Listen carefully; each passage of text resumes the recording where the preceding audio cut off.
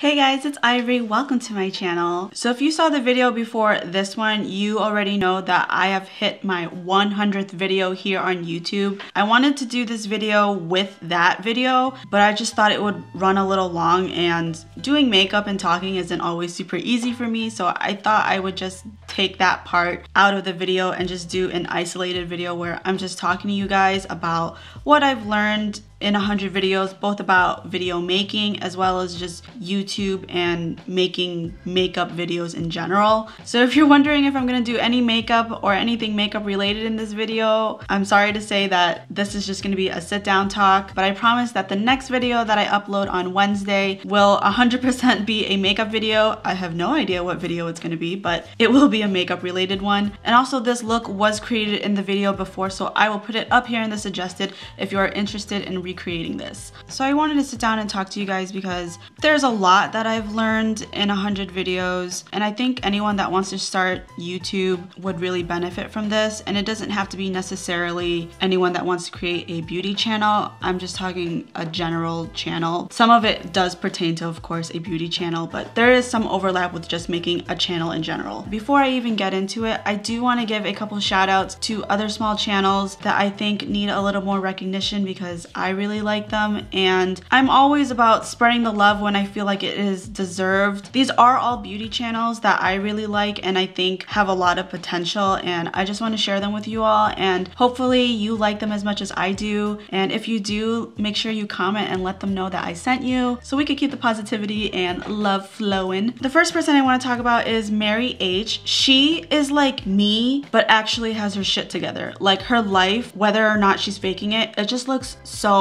put together. Her video quality is great. She uploads regularly, and I think when you create your own videos and you watch other people's editing styles, you really get to see and notice all these little things that you wouldn't have otherwise noticed. The transitions and just like the pop-ups and the animations and just the little details that she does, they really add to her channel because a lot of people don't think to do that much. They just want to do the bare minimum. They just want to sit down, they want to play with some makeup and then just call it a day. She really takes her time with everything, and the love and energy that she puts into each video, it translates through the camera tremendously. So I really like her. The next person I want to talk about is Barb Beauty. Her looks are so sultry and sexy, and every single time I look at one of her Instagram stories, I follow her on both Instagram and YouTube, she just has this way of doing her makeup and it just looks good no matter what. I think she's really talented. She has a great personality. Her and I get along really well. We've been supporting each other for a while now, and I think she's just a really beautiful person inside and out. And the last person I wanted to mention was Mary Lou's Makeup Corner. I feel like her looks are a lot like mine. Like they range between colorful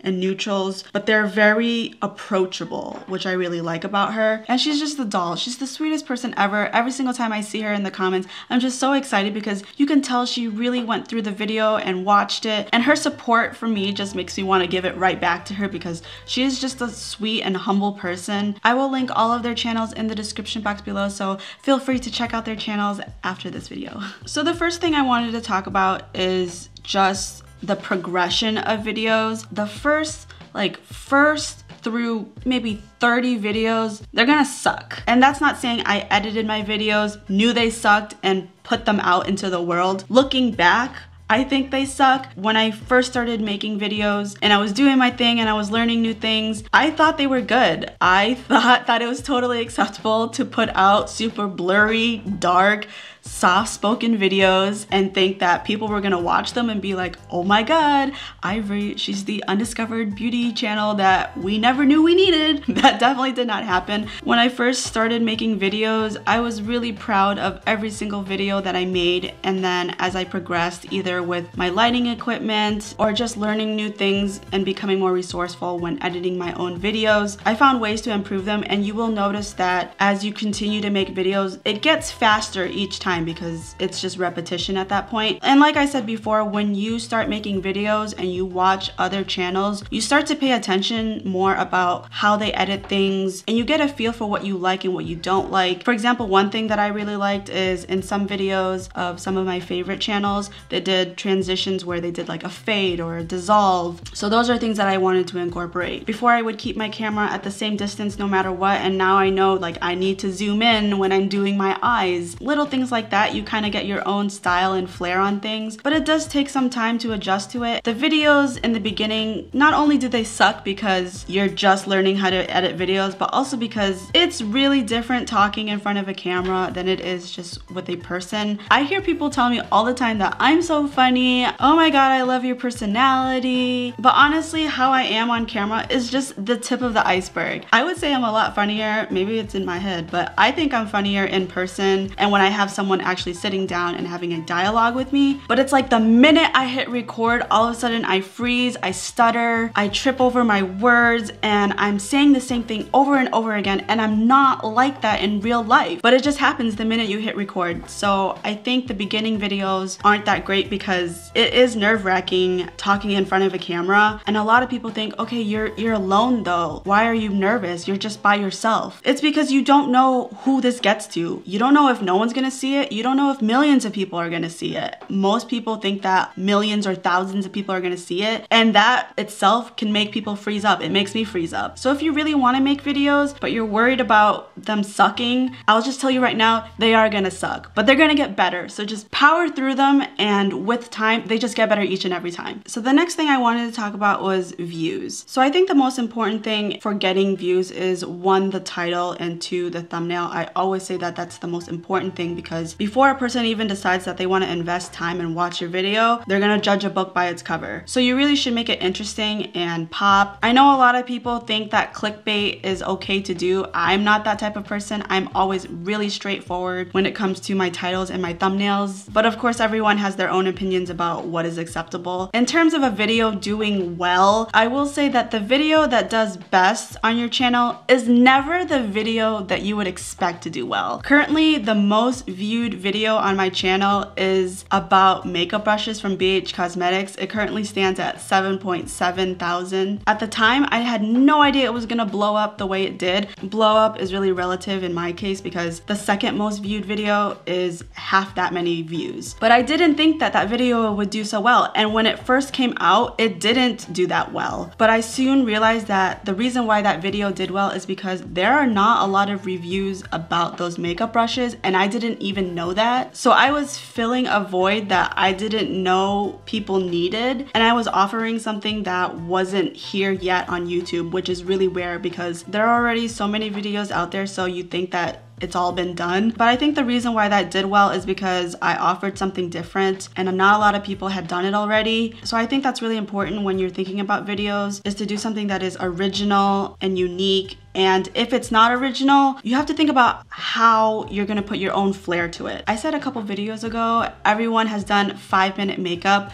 How are you gonna make it your own? What is something new that you're gonna offer to the table? Sometimes it works out, sometimes it doesn't. It's so hard to predict, but I will say, in general, the videos that do well on my channel, I wrote out beforehand. I have scripted, not down to the T, like what I'm gonna say, but I have an outline. Say if I do a wear test, I talk about the name of the product, the price, the amount of product, the finish of it. And when you know that you're gonna talk about them, you kind of say them faster, so you get out a lot of information a lot quicker. And we are at a time where people just want information right away. Nobody's patient anymore. So when you come prepared, things come out quicker and you come off more helpful, and the video itself just flows a lot better. So that is something that I've noticed, is the videos that do overall really well are things that I have rehearsed. I didn't just sit down and think, what look or what am I gonna do today? No, there are things that I prepared for beforehand, and I know for the most part what I'm gonna do and what I'm gonna say. So I really suggest being prepared, because when you are, it translates through the lens. So the next thing I wanna talk about is growth. I think almost everybody will tell you that growth on YouTube is exponential. From when I started, getting from 0 to 100 subscribers took about 2.5 months. And then from 100 to 200, it took like 2 weeks. So I do notice that once you gain traction, you really get the ball rolling. I mean, it's like when it rains, it pours, you know? That's not to say that you won't have times where things slow down and you get some weird behavior where you post a video and for some reason you get no subscribers that day. That's happened to me. Or you lose subscribers that day and you're like, what? It's easier said than done, and I think as my numbers get bigger, I just stop caring as much, but it's really important not to look at the numbers so often. I try to think that as long as I'm growing every month, then that's okay. Because when I first started YouTube, my husband told me he read a statistic in an article that said, out of your friends and family, most channels get 10 subscribers that are just strangers. So that was my expectation. The fact that I have exceeded that statistic, if that was even a valid statistic, makes me really happy. And I try to think about that every single time I get discouraged about my numbers and start thinking that maybe my channel isn't as good or necessary to do anymore. And that brings me into my next topic, which is comparing yourself to other people. I think it's really important that you stick with your own journey and not compare yourself.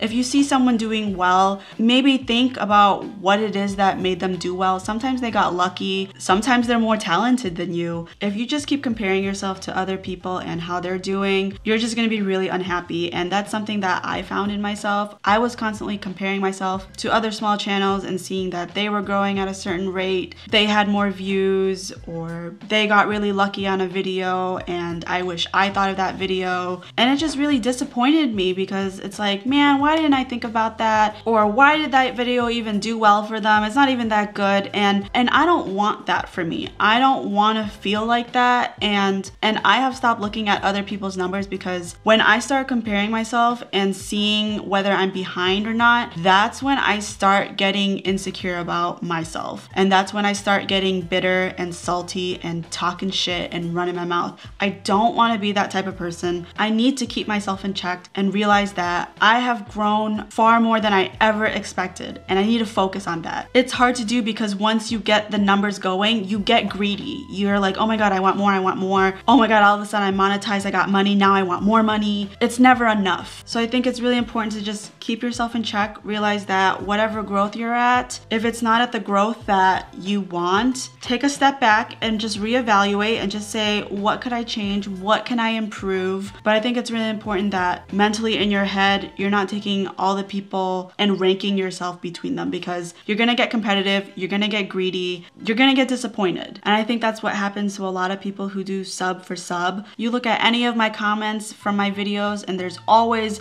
a handful of people that are like, hey, I just subscribed to you, hope that you can support me and we can support each other, and I just hugged you, hope you can hug me back. Those are the type of people you become when you get greedy for subscribers, when you get greedy for views and popularity. I personally think it's just cutting corners because when you do a sub for sub, not that I've ever done it, but when you do a sub for sub, those people are not watching your videos. You are just a number to them and they don't actually care about your content. They don't actually ever really engage in your videos. So I let them subscribe if they want to. I don't encourage that type of behavior, but I'm also not going to penalize it. So I just let it exist. There's no way I can control it. And I think YouTube is even trying to control it. So I'm going to let them do their job and that'll be that. So that's basically everything I wanted to talk about in terms of what I've learned in 100 videos. I want to move on to talking about moving forward. I'm aware that I still have a lot to learn, a lot to improve, and I want to open the floor to you guys. I feel like a lot of people are afraid to tell me the truth, and I'm really open to constructive,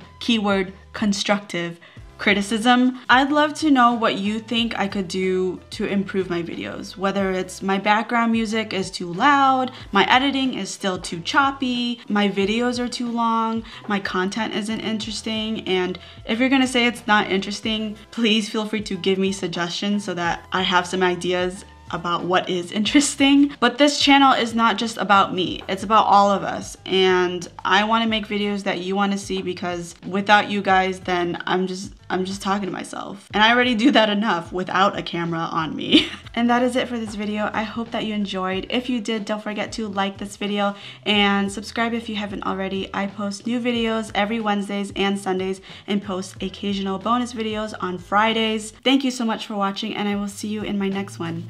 Bye!